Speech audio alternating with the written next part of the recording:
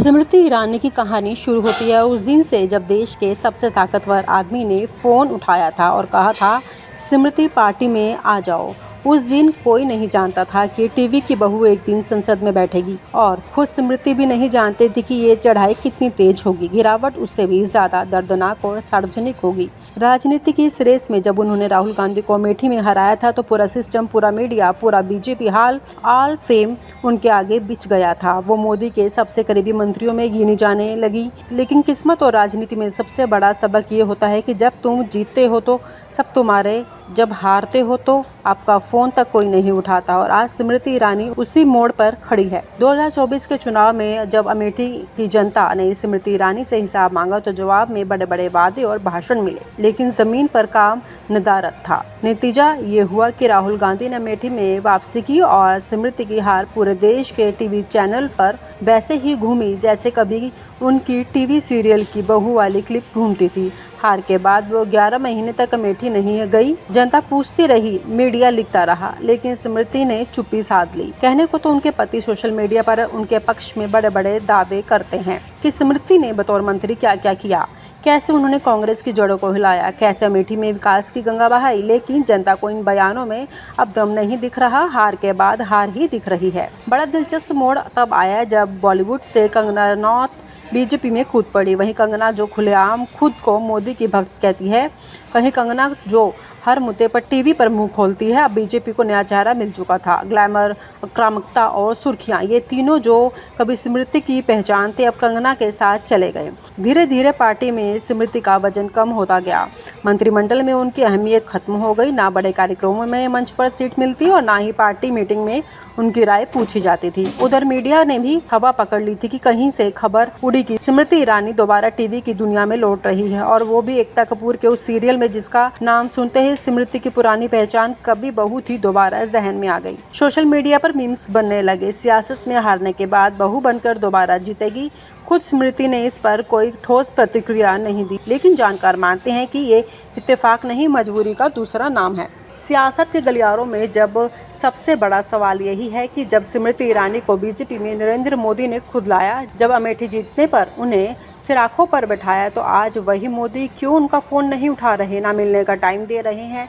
क्या राजनीति में सफलता की कीमत इतनी सस्ती होती है, या फिर स्मृति ने खुद ही अपनी राजनीतिक ज़मीन खो दी? ये सवाल आज हर राजनीतिक विश्लेषक की जुबान पर है। दरअसल बीजेपी का खेल बहुत बदल चुका है। अब वहाँ नई पीढ़ी का बोलबाला है। अमित शाह अपने हिसाब से टीम चला रहे हैं। योगी आदित्यनाथ उत्तर प्रदेश में अपना किला मजबूत कर रहे हैं और ग्लैमर के नाम पर अब कंगना रनौत सबसे चमकता चेहरा है। ऐसे में स्मृति ईरानी के लिए पार्टी में जगह बची ही कहाँ है। जो नेता कभी मीडिया की शान, टीवी की डिबेट की जान और प्रधानमंत्री की खास हुआ करती थी, आज वो पार्टी के कोने में रखे उस पुराने बॉक्स जैसी हो गई है जिसे कोई खोलकर देखना भी नहीं चाहता। कहते हैं कि राजनीति में कोई भी फिक्स नहीं होता, सब प्लॉटिंग है। लेकिन स्मृति की हालत देखकर लगता है कि अब वो फ्लोटिंग भी नहीं रही, बल्कि पार्टी के किनारे पर छोड़ दी गई एक भूली हुई फाइल बन चुकी है। हाँ, कभी कभी वो राहुल गांधी की तारीफ कर सुर्खियां बटोरने की कोशिश करती हैं। हाल ही में उनके राहुल की तारीफ वाले बयान ने हड़कंप मचा दिया। बीजेपी में भी कानाफूसी शुरू हो गई। क्या स्मृति के मन में घर वापसी का ख्याल आ रहा है, या वो मोदी को इशारों में अपना दर्द समझाना चाहती हैं? लेकिन मोदी शायद अब इन इशारों को पढ़ने की फुर्सत में ही नहीं है। ईरानी की कहानी बताती है कि तेज रफ्तार से ऊपर चढ़ने वाले अक्सर ब्रेक फेल होने पर सबसे बुरी चोट खाते हैं। कभी बहू से मंत्री बनने की जो यात्रा उन्होंने शुरू की थी, वो आज खालीपन की मंजिल पर आ खड़ी है। उनके चाहने वाले भी अब दो हिस्सों में बट गए हैं। एक जो मानते हैं कि स्मृति के साथ नाइंसाफ़ी हो रही है, दूसरा जो मानते हैं कि ये राजनीति का स्वाभाविक अंत है क्योंकि काम कम और शोबाजी ज़्यादा रही। उधर अमेठी में भी स्मृति का नाम अब बीते दिनों की बात बन चुका है। राहुल गांधी ने दोबारा ज़मीनी पकड़ बना ली है और बीजेपी के लिए भी अब अमेठी का मतलब स्मृति नहीं बल्कि नई रणनीति है। पार्टी हाईकमान अब स्मृति को देखने सुनने तक में दिलचस्पी नहीं रखता, चाहे वो अपने पति के ट्विटर पोस्ट हो या खुद स्मृति के टीवी इंटरव्यू। पार्टी के भीतर उनका वजन अब बीते वक्त की बात है। कुल मिलाकर स्मृति ईरानी की कहानी राजनीति की उस कड़वी सच्चाई का आईना है जहां शॉर्ट सर्किट से मिली कामयाबी टिकती नहीं। कभी टीवी की सुपरस्टार तुलसी, कभी नरेंद्र मोदी की सबसे भरोसेमंद मंत्री और आज एक ऐसी नेता जो ना तो संसद में है ना सरकार में, बस कभी सोशल मीडिया पर ट्रोल हो रही है तो कभी मंच पर इमोशनल हो रही है। जी हाँ, बात हो रही है स्मृति ईरानी की, वही ईरानी जो साल 2024 के लोकसभा चुनाव में अमेठी से बुरी तरह हार गई थी, वही स्मृति ईरानी जो 11 महीने तक अपने संसदीय क्षेत्र में नहीं गई और अब जब कोई पद नहीं बचा, कोई मंत्रालय नहीं बचा, तब मंच पर आकर दिल की भड़ास निकाल रही है। राजनीति की सीढ़ी फिर गिरावट। 2014 में बीजेपी की सुनामी के साथ संसद में आई स्मृति ईरानी एक के बाद एक बड़े मंत्रालय, शिक्षा, महिला एवं बाल विकास, कपड़ा मंत्रालय और अमेठी से राहुल गांधी को हराकर हीरोइन बन गई। लेकिन कहते हैं राजनीति में जो तेजी से चढ़ता है वो तेजी से गिरता भी है और यही हुआ स्मृति ईरानी के साथ। 2024 में कांग्रेस की कैंडिडेट किशोरी लाल शर्मा ने अमेठी से उनकी राजनीति की हवा निकाल दी। नतीजा हार, वो भी ऐसी हार जिसके बाद 11 महीने तक उन्होंने अपने क्षेत्र का चेहरा तक नहीं देखा। विवादों की क्वीन। वैसे भी विवादों से स्मृति ईरानी का पुराना नाता है, चाहे राहुल गांधी पर निजी हमले हो, चाहे पत्रकारों से झड़प हो, चाहे अधिकारियों को धमकाने की खबरें, ईरानी हमेशा सुर्खियों में रहती हैं। कई बार उनके बर्ताव को लेकर खुद बीजेपी के अंदर ही असंतोष रहा।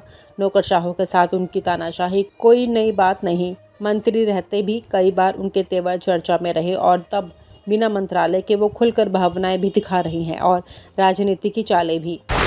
वक्फ बिल का क्रेडिट और पति की सियासी भाषा। हाल ही में जब संसद में वक्फ बिल पेश हुआ तब भी कहानी दिलचस्प हो गई। जुबीन ईरानी का ट्वीट। ईरानी के पति जुबीन ईरानी ने ट्वीट कर दिया, सारा काम स्मृति ने किया, ये भूलना नहीं चाहिए, स्मृति ने रात रात बैठकर काम किया। जुबीन ईरानी का ये ट्वीट, एक तरफ अपनी पत्नी का समर्थन, दूसरी तरफ बीजेपी के अंदर एक छुपा संदेश। क्या ईरानी वाकई फिर से खुद को प्रोजेक्ट करने की कोशिश कर रही है? क्या वे वक्फ बिल की आड़ में राजनीति में वापसी की तैयारी कर रही है? अब बचा क्या है? प्रधानमंत्री संग्रहालय की कुर्सी। आज उनके पास कोई मंत्रालय नहीं, कोई बड़ा पद नहीं, बस प्रधानमंत्री संग्रहालय की समिति में एक नाम है और सोशल मीडिया पर काफी तारीफ, कभी ट्रोलिंग का शोर है। टीवी की तुलसी अब सियासत में तलाश रही है एक नई पटकथा। पर क्या बीजेपी में उनकी वापसी मुमकिन है? स्टेज पर इमोशनल, असल में सियासी गणित। हालिया इवेंट में जब स्मृति मंच पर आई तो खुलकर दिल की बातें की। उन्होंने बताया कैसे उन्होंने ऋषि कपूर के साथ फिल्म छोड़ी क्योंकि सास भी कभी बहू थी का रिबूट ठुकराया। पीएमओ से फोन आया, शपथ ग्रहण करना था, मैंने सब छोड़ दिया, अभिनय, सपना, सब। अब सवाल ये है, अगर आज पीएमओ से फोन आता तो क्या स्मृति ईरानी फिर से मैदान आना चाहेंगी? क्योंकि इस बार तो उनके पास ना फिल्म है, ना शो और ना संसद। बीजेपी में वापसी की साजिश या रणनीति। राजनीतिक गलियारों में चर्चा है स्मृति ईरानी अपने पुराने तेवरों में लौटना चाहती है। वक्फ बिल पर पति का बयान, इवेंट में इमोशनल होना, ये सब वापसी की सियासी स्क्रिप्ट का हिस्सा है। लेकिन क्या बीजेपी का मौजूदा नेतृत्व जो पहले से ही कई गुटों में बंट चुका है, स्मृति ईरानी के लिए फिर से जगह बनाएगा? क्या अमेठी की हार उनके लिए हमेशा का दरवाज़ा बंद कर चुकी है, या राजनीति में कोई दरवाज़ा कभी बंद नहीं होता? जनता का सवाल, आप क्या सोचते हैं? स्मृति ईरानी कभी टीवी की बहू थी, फिर राजनीति की तेज तर्रार मंत्री बनी और आज बिना पद, बिना संसदीय सीट वो फिर भी सुर्खियों में लौटने की कोशिश कर रही हैं। पर आप क्या सोचते हैं? क्या स्मृति ईरानी की वापसी मुमकिन है? क्या इवेंट में इमोशनल होना, वक्फ बिल का क्रेडिट, ये सब महज इत्तेफाक है या राजनीति की नई चाल? और आप हमसे जुड़े रहने के लिए सब्सक्राइब करें YouTube पर, फॉलो करें Twitter पर और लाइक करें Facebook पर। और ज्यादा जानकारी के लिए आपको टाइप करना होगा सिर्फ न्यूज़ नशा।